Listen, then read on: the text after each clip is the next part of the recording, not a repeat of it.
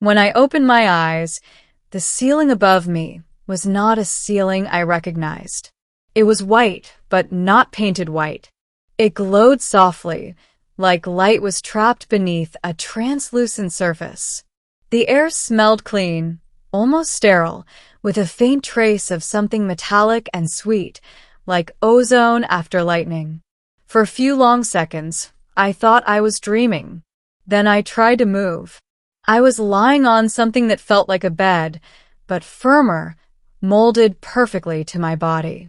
My arms were free. My legs were free. No restraints. No hospital beeping. No four in my arm.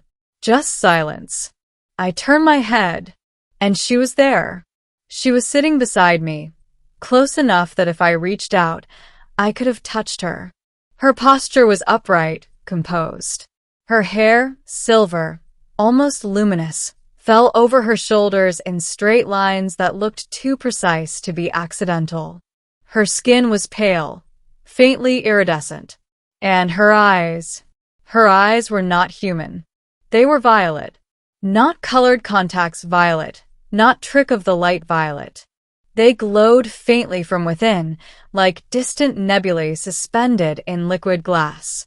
She was watching me, not with hunger, not with cruelty, with certainty.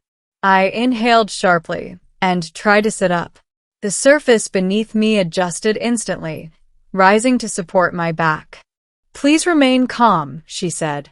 Her voice was smooth, low, and impossibly clear, each syllable perfectly articulated. "Where am I?" I demanded. "You are aboard the imperial vessel Aetheryn." The name meant nothing to me. "I was in my apartment," I said. "I went to sleep." "You were retrieved," she interrupted gently. "Retrieved?" I echoed. "Like a package?" She tilted her head slightly, studying me. "Inaccurate comparison. You are not an object." "Good to know," I muttered.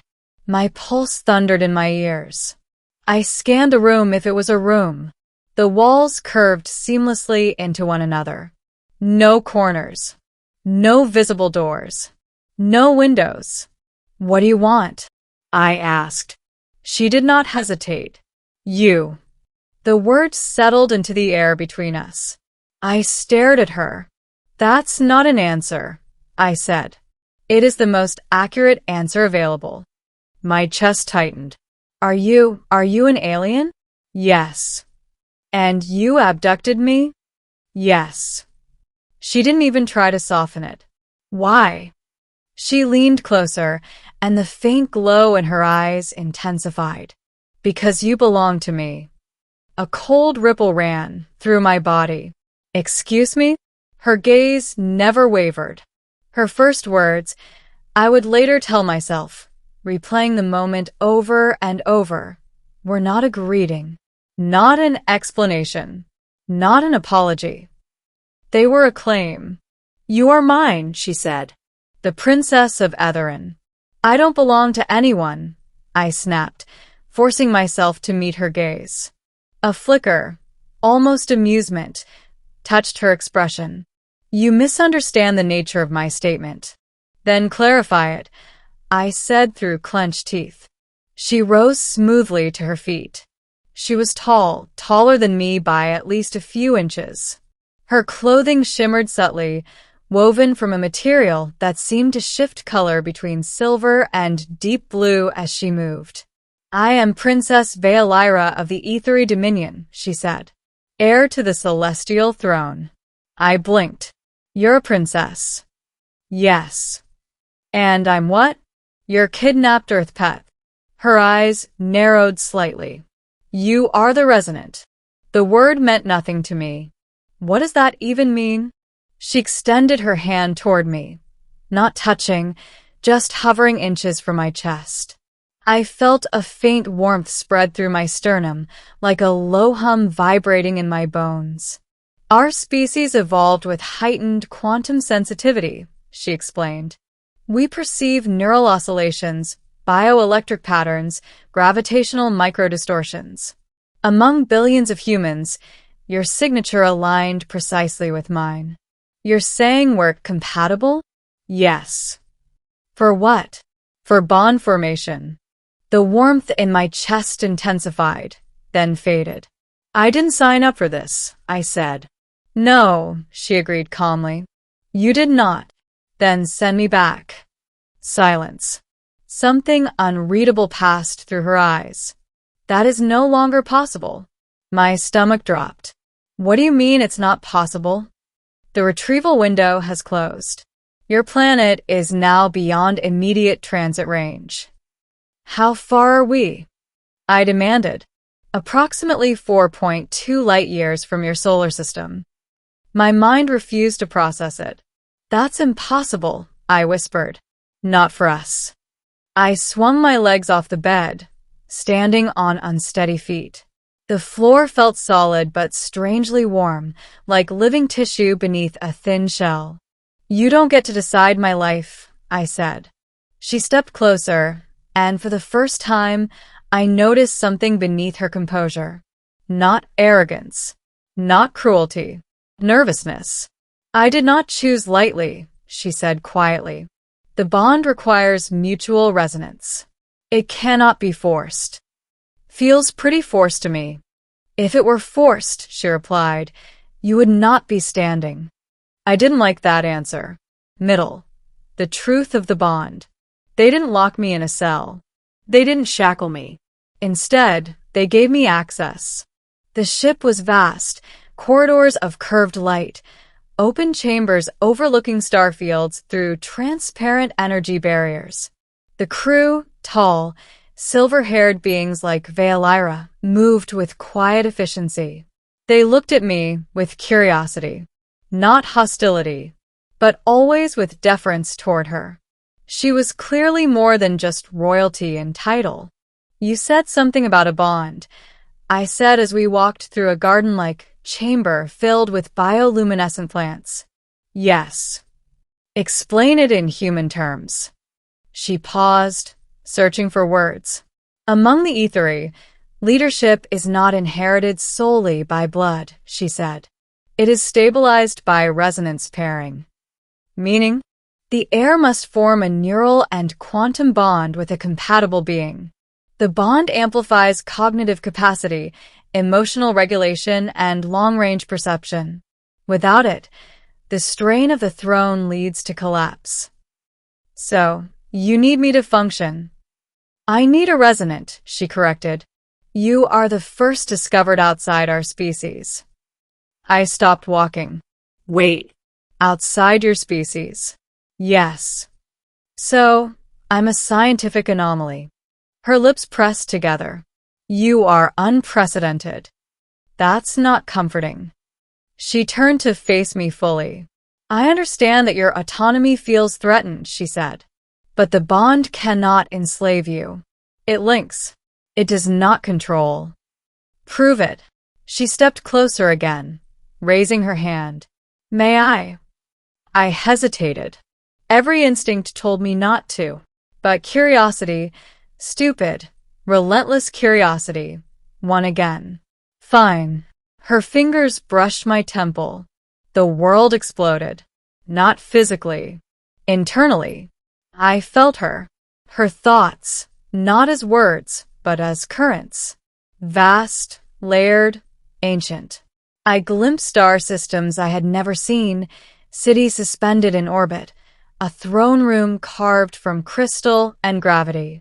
And beneath it all, pressure, expectations, loneliness. She gasped softly, and her hand fell away. The connection snapped. I staggered back, breathless. You felt that? I whispered. Yes, she said, equally shaken. That was you. Yes. That wasn't control. No. It was shared. I ran a hand through my hair. This is insane. Yes, she agreed. Resistance. 4 days, maybe weeks. Time felt different in deep space. I wrestled with the reality of my situation. I wasn't chained, but I wasn't free either.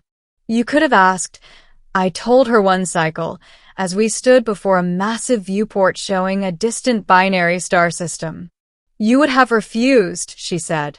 Yeah. And the opportunity would have been lost. So, you kidnapped me for the greater good. For survival. Yours. Ours. I turned to her. What happens if we don't bond? She held my gaze. I ascend the throne unpaired. And my neural stability degrades. Decision-making falters. The dominion weakens. And that's my responsibility? No, she said firmly. It is mine. I chose this path. Then why does it feel like I didn't? Her silence was answer enough. The threat from within. The Aethari dominion was not without enemies. I learned that when alarms blared through the ship one artificial night. External breach, an automated voice announced in a melodic, alien cadence. Vaelira's expression hardened instantly. The Kharix, she said. Who? Separatists. They believe the throne should remain purely Aethari. And I'm what? A contamination? Yes. That stung more than I expected. The ship jolted violently. Through the viewport, I saw sleek, angular vessels firing arcs of crimson energy. Get to the inner sanctum. A guard urged Vaelira. She didn't move. Daniel stays with me. Blasts rocked the corridor. The floor shimmered as protective fields activated. You should send me back now, I said. Clearly, I'm causing problems. You are not the cause, she said sharply. You are the catalyst. That's worse. The Kharix boarded. They were similar in form to the Aethari, but sharper somehow. Armor darker, eyes colder. One of them stepped forward, weapon raised. You disgrace the lineage, he spat at Vaelira. Bonding with a primitive. Before I could react, she moved. Not with brute force, but with precision. A wave of invisible energy rippled outward, disarming him instantly. I felt it too. A surge in my chest. The same warmth as before, but stronger. She glanced at me. You see, she said quietly, we are already aligning. The realization unsettled me. Even without full bonding, something between us was strengthening. Choice. After the attack was repelled, Vaelira found me alone in the garden chamber. You are afraid, she said. Of course I am, I snapped. I'm light years from home. Your enemies want me dead. And apparently my brain is syncing with yours. She knelt in front of me, bringing us eye to eye. I will release you, she said. The words stunned me. What? I can return you. It will take time and resources, but it is possible. You said it wasn't. I said it was not immediately possible. That was true. It is now. Why? Because coercion invalidates resonance, she said softly. If you stay, it must be because you choose to. Silence filled the chamber. You'd risk your throne? I asked. Yes. Your stability? Yes. For me? For the integrity of the bond. I searched her face for deception. Found none. I saw your loneliness, I said quietly. When we connected. She inhaled sharply. And I saw your defiance, she replied. It is compelling. I laughed softly. That's one word for it. The stars outside the viewport shimmered as the ship adjusted course. If I stay, I said slowly, it's not because you claimed me. I understand. It's because I choose you. Her breath caught. That is all I require. Ending the bond. The bonding chamber was unlike any other part of the ship. Circular. Vast. Suspended above a core of swirling light that looked like a miniature galaxy trapped beneath transparent flooring. A council of Aethari elders stood in a wide ring around us. Not hostile. Watching. This is your final opportunity to withdraw, Vaelira said softly. I looked at her, really looked at her. At the strength she carried like armor. At the vulnerability she rarely let surface. You know, I said, your first words to me weren't exactly romantic. A faint smile curved her lips. I am aware. You said, you are mine. Yes. I stepped closer. Maybe that was backwards. She tilted her head. What do you mean? I took her hands in mine. Her skin was warm, humming faintly with energy. Maybe it's not about ownership, I said. Maybe it's about belonging. Something shifted in her eyes. You belong to me, she whispered again. But this time it wasn't a claim. It was a question. And you belong to me, I replied. The chamber ignited with light. Energy surged upward from the core, wrapping around us in spirals of silver and violet. I felt her mind open fully. Not overwhelming. Not consuming. Inviting. I stepped forward into it. Memories intertwined. My childhood under Earth's blue sky, her upbringing beneath twin suns. My fear of insignificance. Her fear of inadequacy. Where once there had been distance, there was now bridge. The surge intensified, then stabilized. The elders bowed. It is complete, one intoned. I exhaled slowly. I was still me. My thoughts were mine, but beneath them ran a current of shared awareness. She squeezed my hands. How do you feel? She asked. Like the universe just got bigger, I said. It has. A new throne. Months later, I stood beside her in the celestial court. The throne room was beyond anything I could have imagined. Vast columns of crystalline light, planetary holograms rotating above. When Vaelira took her seat, she did not sit alone. I stood at her side, not as property, not as captive, but as equal. The Dominion watched carefully, some with suspicion, some with hope. You were afraid of losing yourself, she murmured through our private link. I admitted. And now, I looked out at the gathered Aethari, at the endless stars beyond. Now I think maybe I found more than I lost. Her hand found mine, subtle but steady. That night, when I woke on a strange ship light years from home, I thought my life had ended. Instead, it had expanded beyond imagination. Her first words had been a claim. You are mine. But in the end, they became something else. Not ownership, not domination, but connection. In a universe filled with isolation and distance, two minds had found resonance across species, across stars. And together, we would rule not through possession, but through belonging.